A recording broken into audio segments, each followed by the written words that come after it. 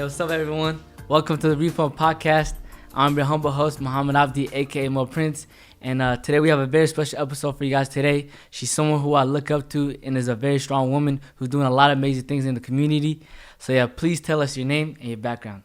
I am Kirsten Harris Talley, and as of November 3rd, I am the rep-elect here in the 37th Legislative District for Position 2, and proud to be your neighbor as well. So excited to be here. Thank you for the invitation. Thank you, Kirsten, for coming through, and congratulations on winning that position. You know what I mean? For you to represent our state is very huge, and they could have never picked a better candidate than you. So we really appreciate you coming on the show. That's kind of you to say. Yeah. Thank you. Yeah, 100%. And please tell us a little bit about your upbringing. I can only assume you've been through a lot. You know what I mean? And we all come from different, backgrounds and different, environments. So tell us a little bit about your upbringing. Yeah, so I'm the oldest of four. I grew up in rural Missouri. And when I say rural, I mean, blink your eye, you would have missed it. I grew up in a little town called Chilhowie, Missouri, Pop 300. And I grew up, my father's black, my mother's white, so an interracial marriage. And that was not something that was looked kindly upon where I grew up. And it's a place that, had active KKK country, a very overt type of racism.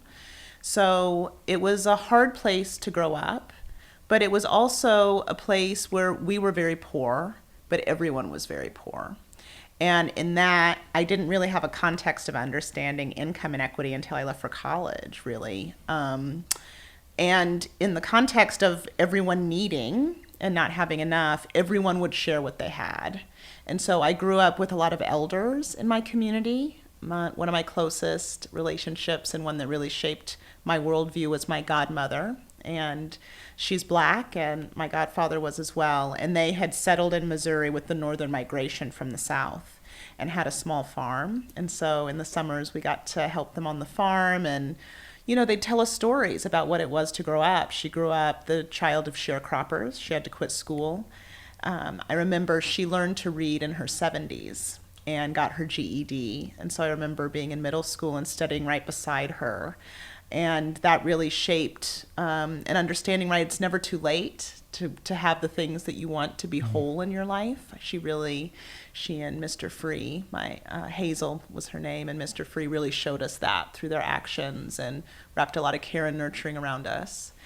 And then I went to art school in Chicago. I got a scholarship, and I was like, I'm going to a big city. And it was a really formative experience. It was a culture shock. It was very different from where I'd grown up. And being the oldest of four, my youngest sibling is 10 years my junior. So my youngest siblings were still really young when I left. So that was hard to leave. We were a very close-knit family. But it was a wonderful place to be. Super diverse city, a very progressive city. And a lot of my lens of activism was shaped there. Cabrini Green was happening when I was there. For folks who know that history, it was in the late 90s, and it had been a public project. And the city decided we want the land back, and they pushed out mostly black families out of their homes. And it was this huge deal. There were a lot of protests. There was a lot of civic action happening. And that was one of those things that really shaped as well for me, right? The sort of inequity of government coming in and forcing people out of their homes and the way it was being done very violently. And I took a break from school and moved to Seattle. And that was in 1999, so over 20 years ago now. And immediately when I was here, something clicked for me. It was a city, it was an urban area, there was diversity. I had to seek it out, certainly, not like in Chicago. But also I could go a mile in any direction and be in nature. And I immediately met folks who had a similar shared experience that I'd had, and I stayed. I love it here. And I've been in the Rainier Valley since 2004. When my husband and I bought a house. Both our children were born here in district, and it's a place where really I rooted my activism. So in that, I've been involved with the Block the Bunker movement around making sure we didn't have a North Precinct built when that was up in 2015. The No New Youth Jail movement, we finally had a win after a decade of work there in the King County executive saying he wanted to decommission and bring back to no detention for young people at the jail that has just been built, and also got to do policy work with community and activism with community. And so that's what I've really been doing the last 20 years. And it's led to this moment where neighbors asked me to run for office. And that's not something that I said yes to the first time, the second time, the third time. A lot of neighbors had to ask. And I think it's because, like a lot of people, I didn't grow up seeing anyone who looked like me or had my experience. You know, I'm Black. I identify as LGBTQ, as a queer woman. And, you know, I came up, like, people like me don't run for office. So now to be on the other side of it, having built a community campaign, I'm really excited about what my lived experience through all of that means for what we, and with our neighbors here, are going to bring forward as questions about what's the right way for government to show up for us and take care of us. Oh, that's beautiful. That's beautiful. You know, I love how you eloquently, you know, kind of took us a journey through your upbringing, coming from Missouri, you know what I mean, and then coming down here, and you've done amazing work for the last 20 years, like you said, you know, with all these different organizations, and you know, and now it's led you to the point where now you're a state representative, you know. So life it's weird how it works out that way. You It's know a what I mean? wild ride. Yeah, it's It a wild really ride. is. Yeah, I can only assume. I'm a young guy myself, 23 years old. You know, but you done seen a lot of things. You know what I mean? But I think it's very beautiful journey that you've been through again, because again you've done these things because from your kindness of your own heart. You know what I mean? Being an activist, being an organizer that you are, and people kept on, you know, telling you, oh, you should run, and divine time, it worked out for you, and you ran and you did that. You know.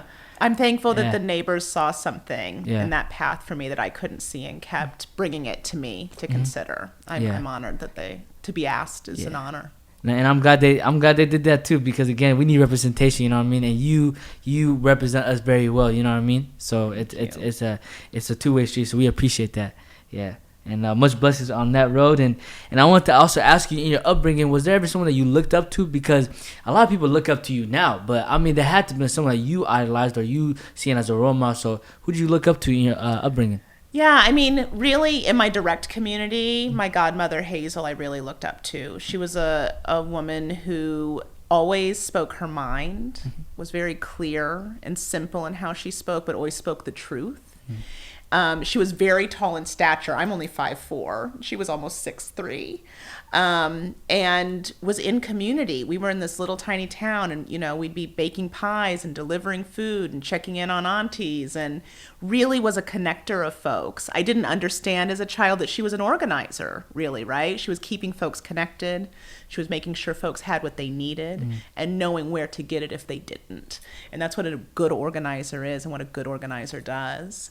And then I think, right, like as I started reading more of folks, Angela Davis, I remember being one of those first people that like really sparked my imagination of what was possible, right? Like hearing about her path of being a prominent Black Panther in a movement that was about Black liberation and providing what government and others were not going to provide the Black community, finding herself on the most wanted list and having, right, to fight this incarceration system to have freedom, and then having that lived experience turn into her life's work of being an abolitionist and really creating a context of why do we need incarceration? Why do we need a continuation of slavery in this new system, right, that continues those practices? I just always have kept that. I remember she came probably about a decade ago and spoke at Mount Zion Church, and I was one of shoulder, you know, pre-pandemic, shoulder to shoulder, that church was packed with folks, and getting to sit and really listen to her speak her truth as well really shaped so much. And I'm so glad that we still have her with us in the context of this moment in history. So yeah, someone from my personal life, and then also, you know, someone I picked up slowly over learning more, who has shaped so much of now the way I see the world. Oh, that's beautiful. That's beautiful. Yeah, I love how you referenced, someone, you know, your godmother and you know, Angela Davis. And Angela Davis, actually, I'm reading some books about hers in my IFRAM class right now in college.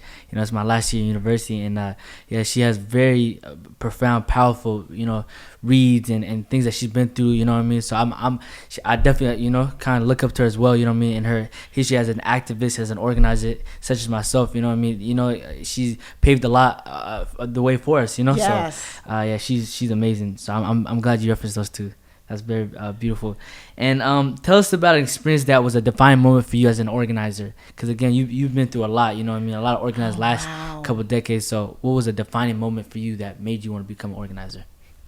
That is a great question. I mean, as I said, I didn't realize I was an accidental organizer, right? In many ways. But I think the thing that probably shaped me most in it was actually how my mom would show up in spaces. We didn't have language for it when I was growing up, but my mom was an anti-racist white person. Like, my mother would never let anything slide. And she would name things that she would see, because again, where I grew up was so overtly racial. Everything was racialized. Everything was literally in black or white, right? And she would always speak it. And I remember as a child, I was extraordinarily introverted. I was very shy.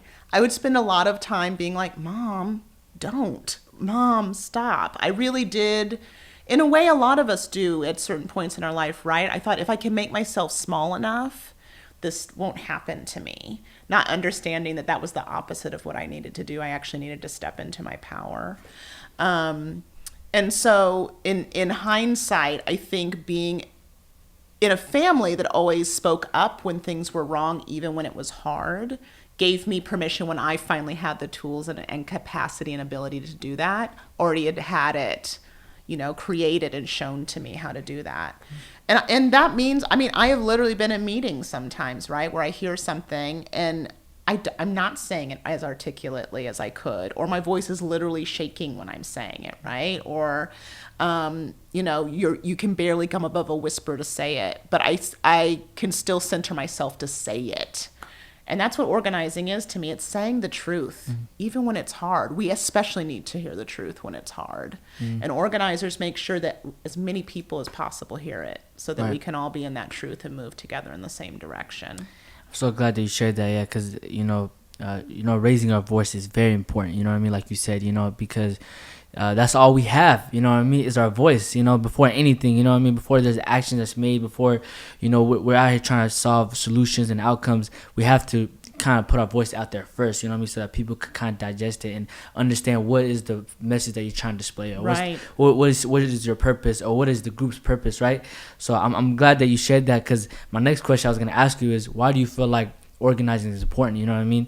You kind of mentioned it, it's your answer, but can you, I'd love for you to elaborate a little bit more why you think this work is very important. Literally nothing would happen without organizers. And I say that, this entire election cycle, every story there is, I'm saying blessed are the organizers, right?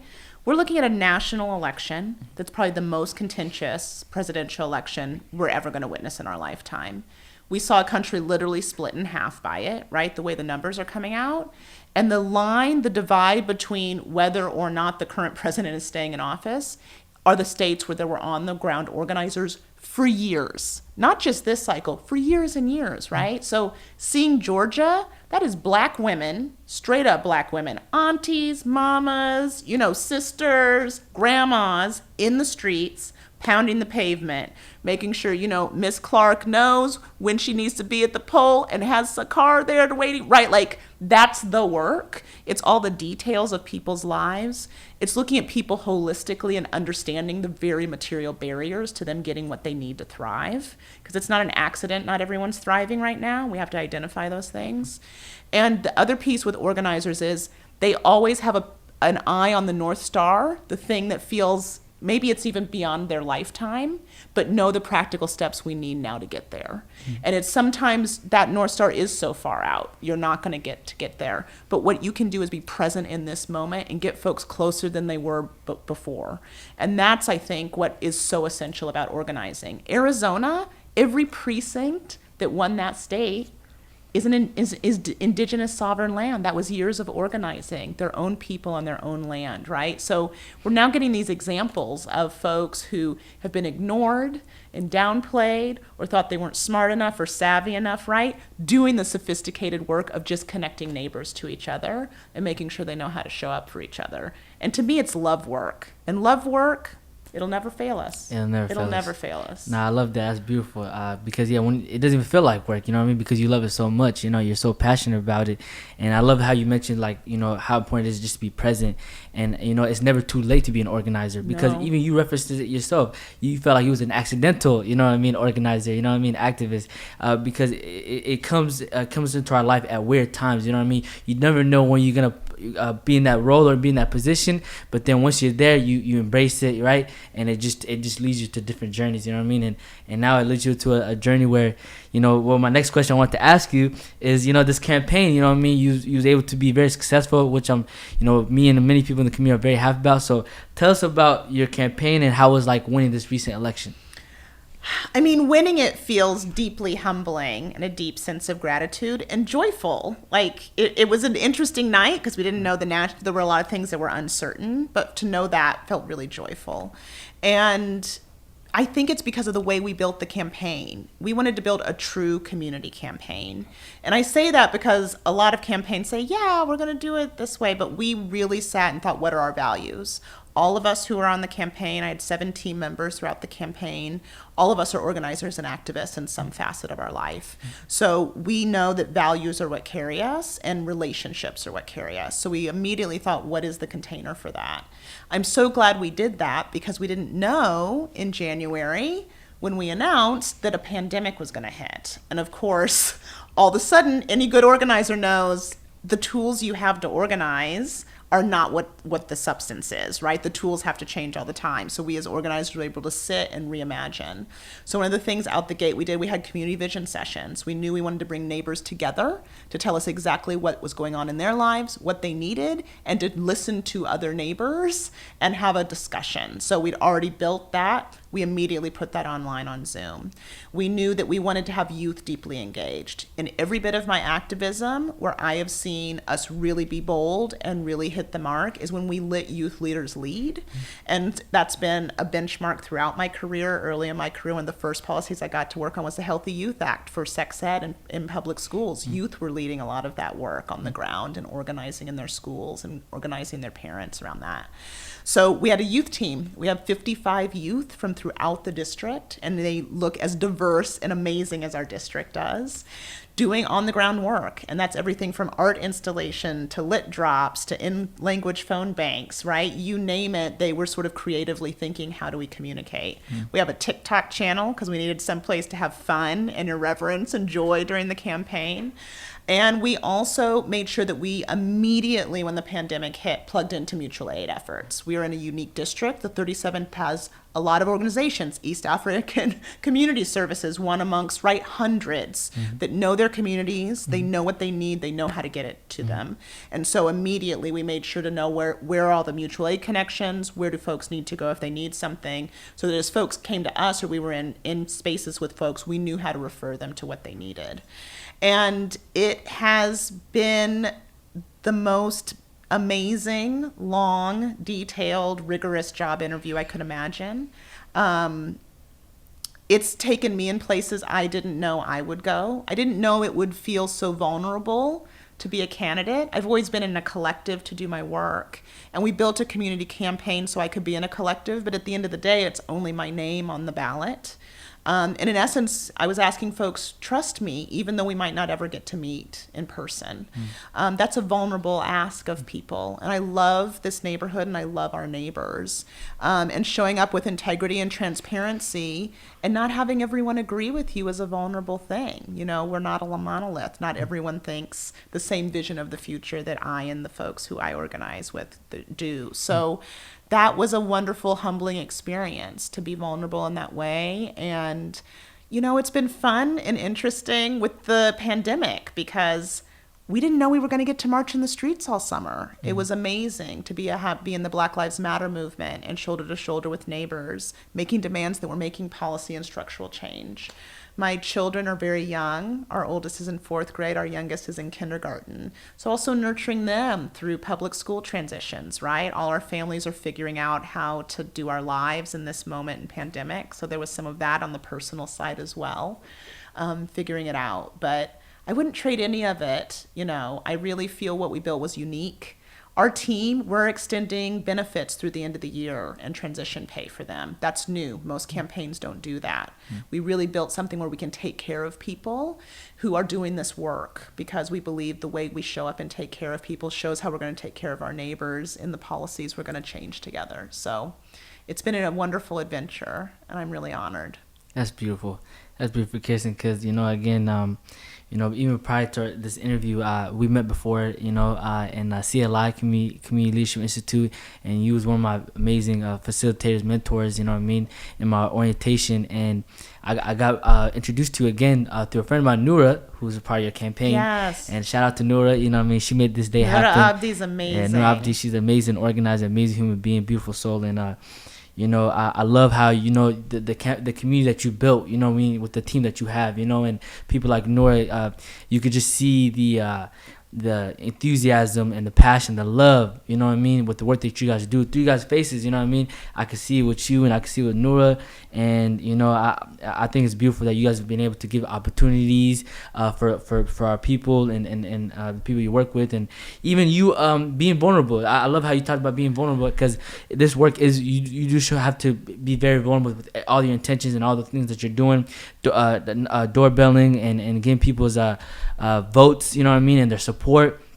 I can only imagine, being in that position, because like you said, you have to kind of talk to strangers and kind of just hope that they, instill in that hope that you're trying to portray and put that out there, And so, I don't think they could have picked a better candidate than you. So I love how you kind of walked us through that, journey. I really appreciate it. Yeah, I hope that folks see themselves in what we built as a campaign, and more folks see that they can run and do this work, even if you have an unusual route to get to someone asking you or, encouraging you to do it. Because, nothing in my profile, I didn't go to Yale, all the things that folks think of a politician, right? I went to public school, I paid my way through college.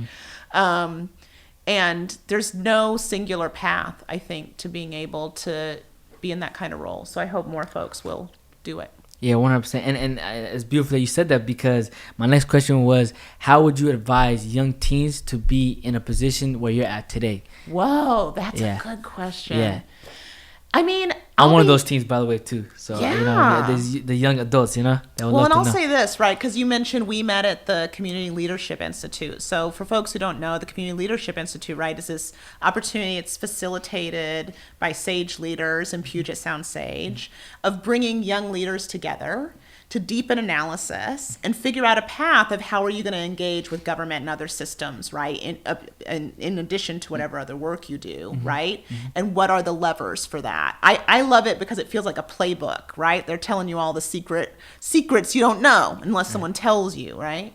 And what I love about the CLI space, what I love about our youth team, what I love about the Black Lives Matter movement in this moment is youth don't need mentors, right? Youth got this. Like, really, they do. And I've been telling folks who usually, elders, and I get asked all the time, will you mentor me? And I'm always like, of course. But I always say, will you mentor me back, right? Especially when it's a young person. Like, if you are over 40, you need a teenager to be your mentor. Seriously, though. Seriously. And I say that because the youth team, those 55 youth, has some of the deepest political analysis, right? Y'all have had the internet the whole time. I had to unlearn so much before I could pick up an Angela Davis book and really immerse myself in it. I had to unlearn all this stuff that I'd been fed and told, right? I didn't have the internet until I was in like 9th grade, right? So the context of me coming to my depth of understanding of where I'm at politically now took a lot of time. These young folks, they're like, oh, that wasn't real. That never happened. Right? Like, they're just like so deeply immersed, really understand this sort of global context of what we're living through.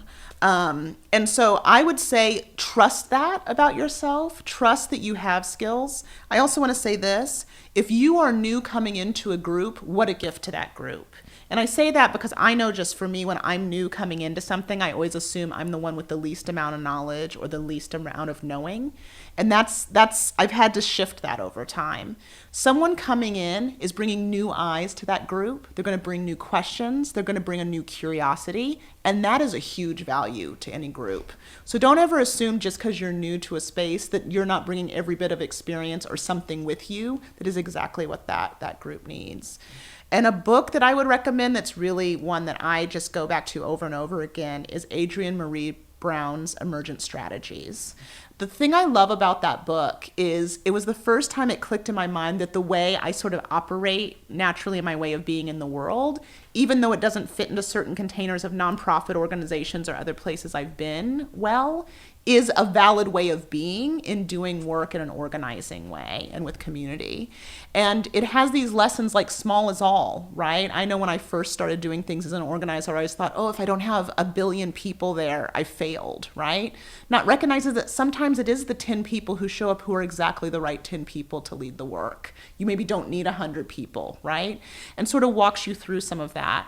Another one, move at the speed of trust, right? A lot of us in organizing spaces say that now. I cannot rush a process towards an arbitrary deadline if my community is not with me. I can only move as quickly as the community can move collectively towards a goal. And so I think that's just a wonderful book and a wonderful author to read, to just sort of deepen and recognize what you need as an individual to do your work. So yeah, I so honor teens and young people who are finding their voice. Embrace that journey. Know that every mistake you make is a lesson that's going to build you up for what you need to do next. And, so glad to be in the work with y'all. Yeah, that's beautiful, yeah, and I love how you illustrate how it's a two-way thing. You know what I mean? No matter how older you are, you need to have a relationship with the younger folks, and the younger folks, of course, we try to be in the position that you guys are in, so we have to also make that connection as well. It's a two-way street. So yeah, I love how you painted that for us. So I really appreciate that. Yes. Thank you. And also I wanted to ask you, because again, you mentioned you're a Black woman. You're also from the LGBT community. I'm assuming you've dealt with a lot of challenges in your life, So can you tell us a little bit about how you overcame those challenges and what were some of those challenges that you faced? Wow, I think I spent a lot of time feeling a lot of shame around my intersecting identities, right, in different parts of my life. And I didn't realize till very recently, because of that, I sort of compartmentalized certain aspects of myself for certain places, but not in other places. I wasn't allowing myself to be wholly myself everywhere. And I don't think I'm unique in that. I think a lot of us do that out of fear and other things. And that's something I will say, as I've gotten older, embracing more of my wholeness of how I am has been a really, hard thing to do, but an important thing to do. I also grew up in a home and a community that had a lot of pain and violence in it. And I know I'm not unique in that either. And I am so glad that early on in my life, I was able to recognize how that was shaping the way I engaged in relationships and the way I was showing up and communicating. And I was able to get enough resources early on to get support for mental health and figuring out new ways of being and thinking and doing all of that. I feel really blessed in that. It's something I really prioritize. I wish everyone had access to every bit of mental health care they need. It's such a deep thing that so many of us need. And I think this pandemic is really showing how deep that need is, as folks are more cut off from other systems of support that they've had. Being a woman, it's not unusual for a lot of women to be in violent relationships throughout their lives. And when I think of those moments and what it was to come out of those relationships, it took a lot of time, and it took really leaning on other people and trusting other people. And that's something I've had to work up to over time as well, because that's something that's often a symptom of that kind of growing up. And I wish that for everyone, that you find your people who can help you see your clarity, and when you're ready to evolve to the next place you want to be, can wrap that care around you and help you through that. I know it's the only thing that's carried me through so many times when I was like, I just can't. And having that person who goes, but you've done it before, or you can with me beside you. Yeah, That's always made the difference. That's beautiful. Yeah, and I love how you mentioned your intersectionality, because again, that's just a big thing. Some of us can relate to that. You know what I mean? And even there's different struggles with different backgrounds and different intersectionality. But then, like you said, you being black and being from the LGBT community, there's another person who's Muslim but might be black. You know what I mean? There's so much different intersectionalities that's out there, and we all go through our challenges. You know what I mean? Our obstacles, our oppression, and so, like you said, it all comes. I think some of the best solutions there is having that person to be there in your corner, to vent to see clarity from it, to let you know, hey, like, you've been through that issue, you can come out of that again. We need that reassurance as human beings. You know what I mean? My friend who's also on the show, he gave me a great advice. He said, lead with empathy. You know what I mean? And that's something that I think we need to always do as human beings. You know what I mean? Is lead with empathy, because that's how we can connect to each other from a humane standpoint. You know what I mean? Because we all go through feelings, we all go through all these highs and lows, but we need people to kind of like guide us through some of these things that could be challenging. You know what I mean? Because life has a lot of issues. You know what I mean? We deal with a lot of things, discourses, and just the world is crazy. 2020 itself, I don't even have to say it alone. Just this year alone, has really, I feel like, gave me and a lot of people clarity as far as like, some of the things that we've had to endure and how we can come out of that. You know what I mean? And like you said, you referenced to your campaign, those things that you have to kind of shift because of how the year planned out to be. And thankfully it was still successful. As far as your destination to where you wanted to go.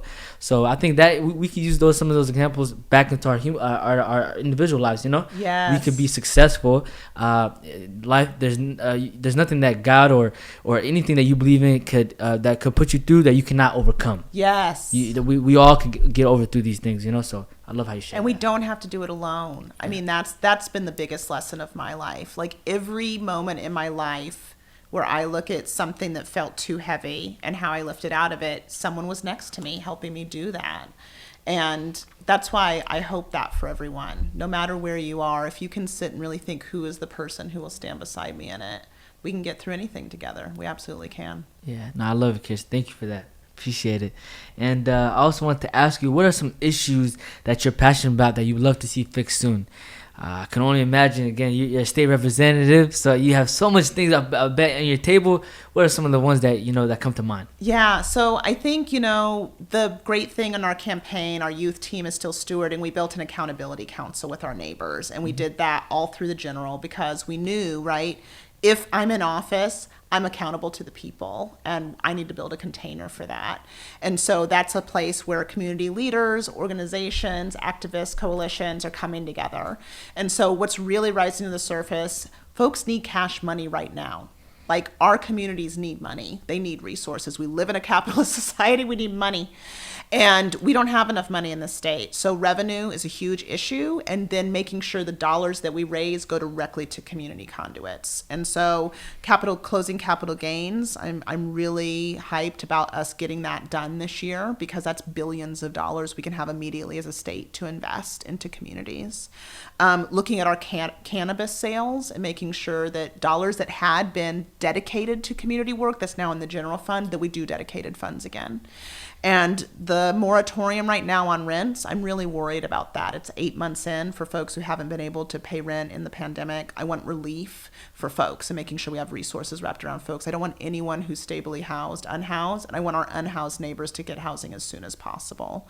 So those are huge. Juvenile justice and intersections at our criminal justice system are huge for me. I'm a proud abolitionist. I believe in the end of slavery, and until we end incarceration in this country, we are still perpetuating slavery in this country.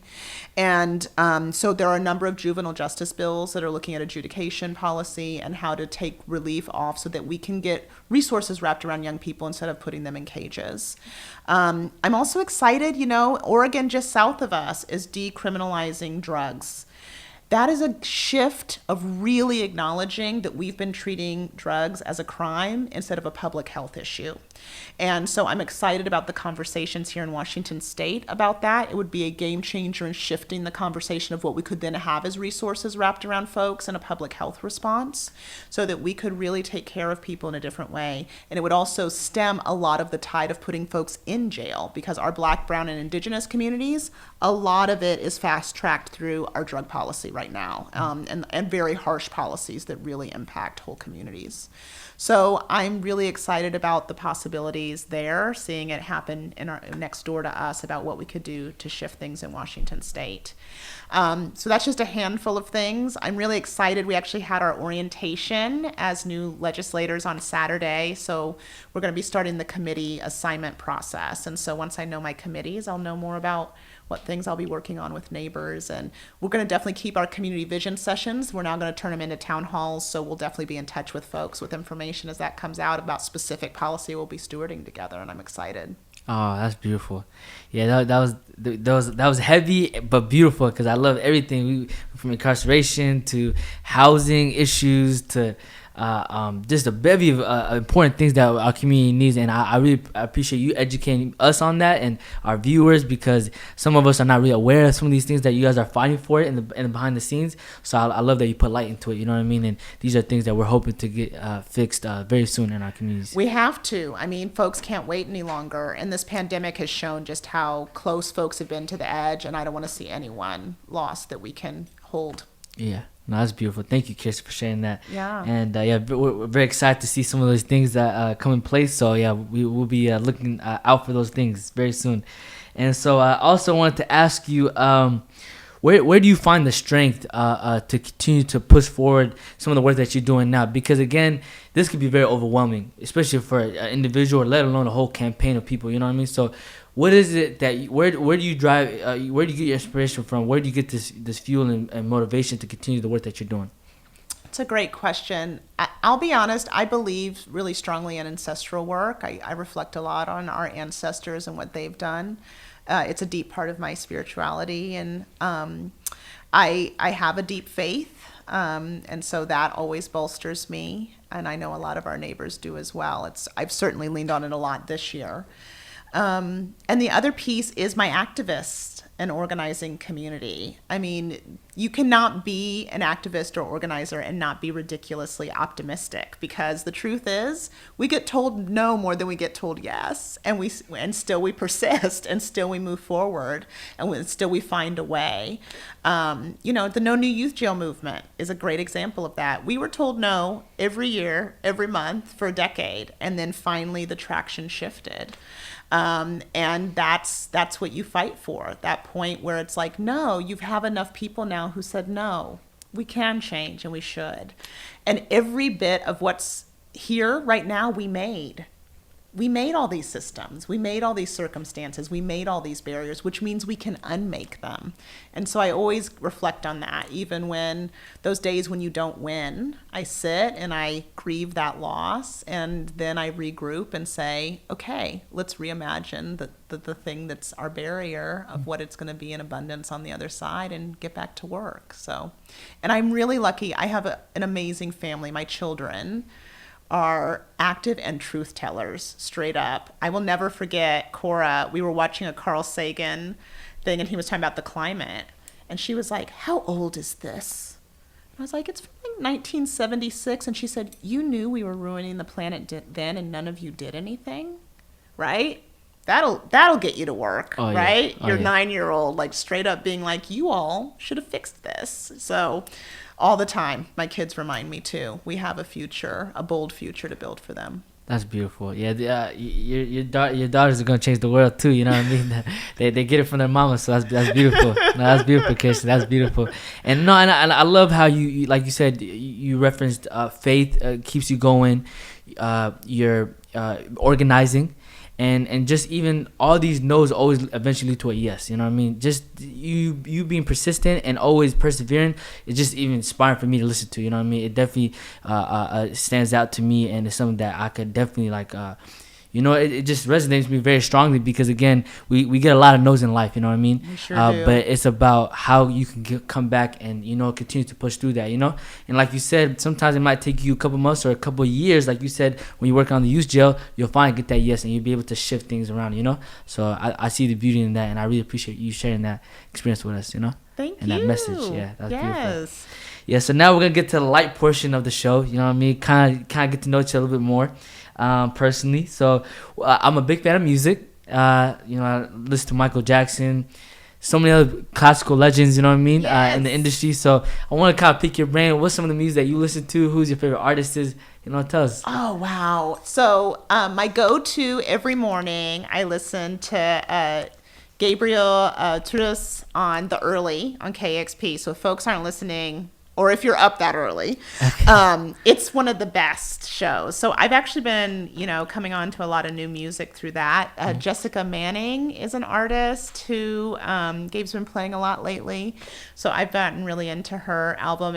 They're nice. It has a sort of... she's a beautiful vocalist, but she always adds a little sort of hip-hop flavor, but it's sort of, you know, a little girly, flowery singer-songwriter style. So it's a little mixture of all the things I like. So that's always a really good one. Oh gosh, what else right now? Lizzo is a huge favorite at our house. We love to dance, so it's always easy to turn on some Lizzo, get your groove on. And I also just love the throwback classics. I've been listening to a lot of Aretha Franklin gospel recently. I don't know if folks saw there was a documentary that came out. Yes, I've seen that. And it was great. And, you know, she has just such an amazing and powerful voice. But I also love gospel music. It's one of my favorite forms of music. So getting to get into some of that and just, you know, hunker down with some songs, you know, my grandmother would sing and that kind of stuff. So that's been really good. What about you? Who's a good artist I should be turned on to right now? Kirsten, that's tough. You put me on the spot. I didn't see that coming. But yeah, some of the music artists, I like some of the ones that you mentioned, Aretha Franklin, and, you know, I'll definitely have to stay tuned for some of the people, like you said, like Gabriel and other ones that you mentioned. The people that I listen to now is, that's a good question. Who do I listen to now?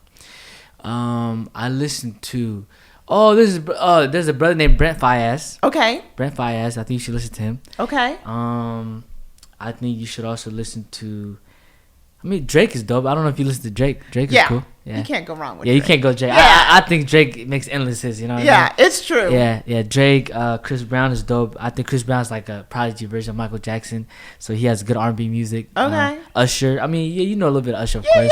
Yeah. Well, Usher's been around for a minute. He looks baby face, but he's like my age. Yeah. I've been listening to him since the 90s. Yeah, Usher and Pharrell, they still look young. I ain't gonna lie.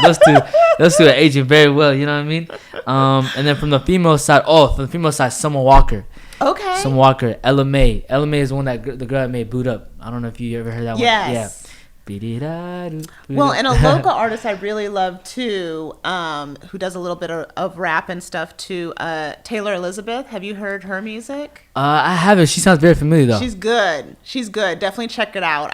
I'm surprised she hasn't already broken out. I think she has some new stuff dropping early next year. So yeah. Definitely try to keep it local too. No, I'm gonna look her up. Thank you for referencing Elizabeth Taylor and some of the people I should listen to. I'm gonna definitely check them out. And so I also wanted to ask you, what are some of your favorite TV shows that you watch currently? Oh wow, I have not had a chance over the last few months to watch a ton of TV. I can't imagine, right? The little bit I do. So we've been watching Lovecraft Country. I don't know if you've heard of this show. I've never heard of this show. It's a really interesting show. It's based on a novel, and it's set in the 50s, or I should say early 60s. And so the idea is that it's a black family in Lovecraft Country, so on the East Coast. But it's really a merging of thinking of, Lovecraft was considered the sort of founding American author of science fiction and horror fiction, but they overlap it with what it is to be the experience of being black in the early 60s. So everything is intermingled with this sort of science fiction fantasy, but also with the very real things that black people were experiencing. So one of the opening episodes is the Green Book, and so Green Books were books that were written so that Black people knew when they were traveling on the East Coast or anywhere where it was dangerous for them, where they could and could not go. But what a lot of folks don't realize is to write a green book, it meant that someone who was Black had to go into very dangerous circumstances and hope they survived through that, right? To be able to come back and document in a book what was and wasn't safe. And so it's a really brilliant show. It's really well written. It has a lot of layers. So I'll often watch an episode and then think about it for 2 weeks and then watch another episode. I love the show Insecure. It's really fun and a lot funny. of people love Insecure. And, you know, just so many layers, and the friend relationships with the women, like just all of it I love. And then one of our go-tos is the Great British Baking Show. I just love a good show that has cake in it. Anytime you want downtime, it's like, do I want to watch people bake a cake or bread? That sounds very relaxing. So I'll often do that as well. And then I'm not going to lie, I spend a lot more time on TikTok than on TV. So oh, wow. I love it, Kirsten. I love it. I just scroll through my TikTok feed for some downtime. So, yeah. That's beautiful. Yeah, no, I see you do a TikTok video not long ago. I think it was for your campaign. You know what I mean? You was using videos for like how to vote or whatever the case was. So you know how we're doing it down here. You know what I mean? Yeah, no, I love it. I'm all over TikTok. It's my go-to because you know you can always find joy, a minute of joy on TikTok. You can't go wrong. Can't go wrong with TikTok. No, I love it, and I'm gonna definitely try to check out some of those shows. Yeah, it seems like right up my alleyway as far as like the shows that I watch. So I appreciate you That's referencing great. those. Yeah, beautiful. Yeah, so we're going towards the end of the show a little bit. A very important question I wanted to ask you: what do you envision a healthy, safe community looks like to you? Oh wow.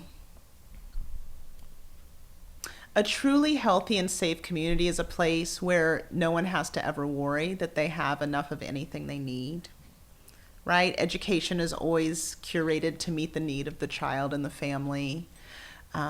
Every block has housing for everyone and sidewalks that you can travel on, and you know that you'll have a transit option that's going to be on time and get you to where you need to be safely. It means aunties always know someone will be able to come check on them. They're never alone, and that children always know that someone's going to be able to take care of them and they'll never have to be worried or scared. It means every bit of what we need to be healthy, from our minds to our hearts to our physical body, that we have practitioners who look like us and can give that to us. It means that every bit of food that we have is actually good for us and comes from our cultures and can bring us joy in preparing it and coming together. It means we can all have joy and play and time to really be with our loved ones and not worry that we have to just work 20 hours a day and never have the time we need to actually live our lives. It means that people matter more than money. It means our planet is healing at the same time our communities are. Yeah, it's a beautiful thing. It feels liberative and free. It's something I hope all of us get to experience at some point in our lives. That's beautiful, Kirsten. I love how you eloquently stated that, because again it sounds very peaceful. You know what I mean? We all want everybody to protect their peace. We want everybody to be at peace. You know what I mean? And your answers, I feel like they're just peaceful things. You know what I mean? That you envision for our community. A safe community looks like. So I really appreciate you kind of like eloquently stating that. It's beautiful. And so the next question I want to ask you is, what do you envision the African diaspora community looks like within the next 5 years? Oh, wow. I love this because I talk a lot about the African diaspora. We have such a spectrum of it here in this country, right? Because for me, the African diaspora experience I have is for, centuries of enslavement that brought me here. And yet there are neighbors who just got here last week, right? Because the things that created the circumstance of slavery there are still happening, right, in our mother country, and forcing too many of us to have to flee our homelands and our indigenous lands. So I always talk about that, the spectrum of diaspora, and that we're united in that experience of what that oppression is, and that we have a shared liberation because of it. So I hope that the kind of healing I'm talking about can happen in Africa, right? Like, the thing I love about the film Wakanda, right, is I thought of Wakanda, I was like, Wakanda is like Afrofuturism at peace, right? Like, Wakanda is actually what would be possible if colonialism never hit Africa, right? Like, what a beautiful vision, right? That we had all our resources and that we were sharing them and that we had ritual of how we did that, right? Like, it's just this beautiful thing. So I want that. I want all of the things, right, that have driven folks from their homes to be healed and cured. I want to see the ways that dollars and corruption and theft of resource, right, has stolen so much from us to be returned. I want folks to have their land back and their lives back. And I want the folks who are here to really see themselves reflected and embraced in being here, right? We still have too many barriers for folks who are coming here as immigrants and refugees. They're not able to bring all their skills and their fullness with them, right? We have too many barriers and policy and things that restrict them. I want to see all those things lifted. I want to see folks to come here and know that they can build and root themselves and home here and be their full selves and be joined by everyone else who's part of that diaspora and community, and not have to worry and be afraid of that. And I say that because I've heard too many neighbors talk about the fear that comes with having to resettle and the trauma that that people carry as they arrive here. And I want to have a lot of care around people so that doesn't happen anymore. Yeah. And I want, the thing I want to also say is women are leading in all of our communities. Yes, they and are. The visibility of that and the recognizing of that and the giving actual attention to that feels really important. So I want to name that, right? Like the aunties, we are holding it down. And I feel like finally folks are starting to pay attention. I feel like it's work that's been invisible or made invisible. And I want to see that continue to shift. I want to see all those women get the kudos that they deserve because they have been holding it down for all of us a long time. That's beautiful. Now, yeah, women are taking over the world, you know what I mean? And if you don't even believe that, go listen to Beyonce, If Women Rule the World, that song that she made. That'll tell you, you know what I mean? The girls are out here running the world. Yeah, it's a good classic song for sure.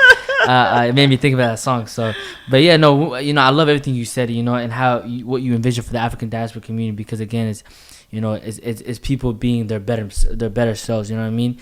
And we all deserve equality and equity and peace and love. And, I felt that through all your answers, you know what I mean, that you stated. So I really appreciate you sharing that, Kirsten. Yes, it's thank very you. powerful. And our last question I love to ask some of our guests is, it kind of inspired a little bit from Wakanda, like you referenced a little earlier. If you could have any superpower, what would it be and why? Oh my gosh. This one's always so hard.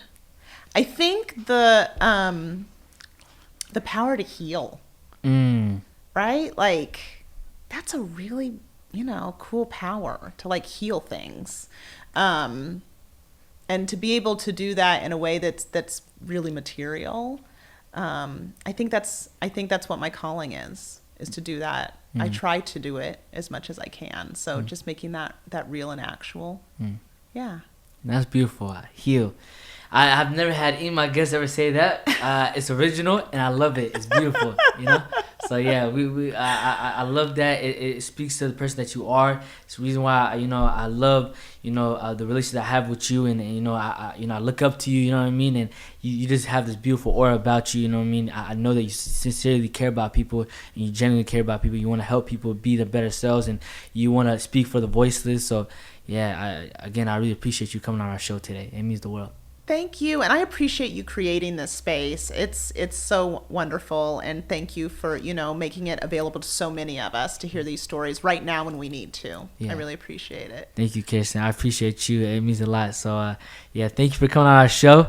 That'll be a wrap for our show today. And, we hope that you guys took away a lot of powerful things from Kirsten. I know I did. And so, we'll hope to see you guys very soon. And the last message I want to leave with you guys today is peace, love, and positivity. Thank you, guys.